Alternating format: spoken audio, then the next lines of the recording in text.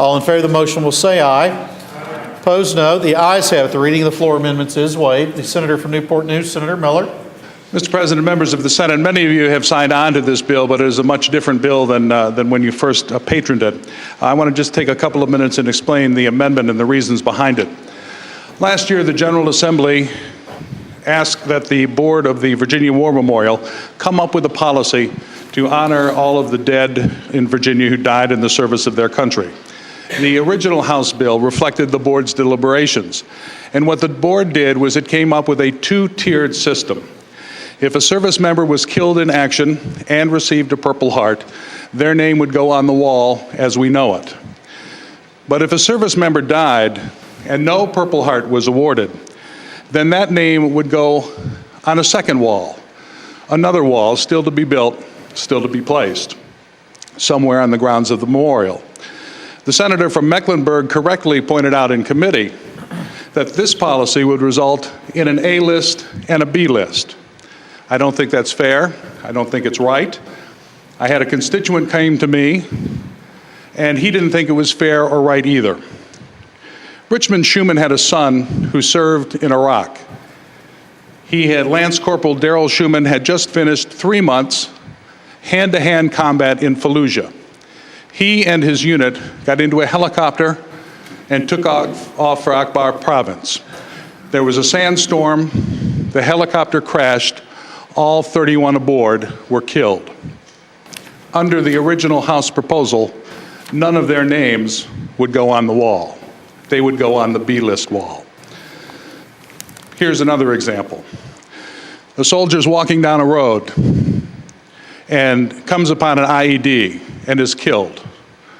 His name goes on the wall, the A wall. But Private First Class Michael Casey from Amelia is standing on the riverbank examining an IED. He slips into the river. Because his body armor is so heavy, he drowns. His name would not go on the A wall. It would go on the B wall. We ought to be as inclusive as possible. We ought to honor all Virginians who die in combat. This amendment simply removes the language that would create that second wall or the B wall. I hope move that the amendment pass. Thank you, Senator. The question is, shall the floor amendments be agreed to in block? All in favor of the motion will say aye. Aye. Opposed, no. The ayes have it. The floor amendments are agreed to in block. The senator from Newport News, Senator Miller. Speaking of the bill, Mr. President. Senator has the floor.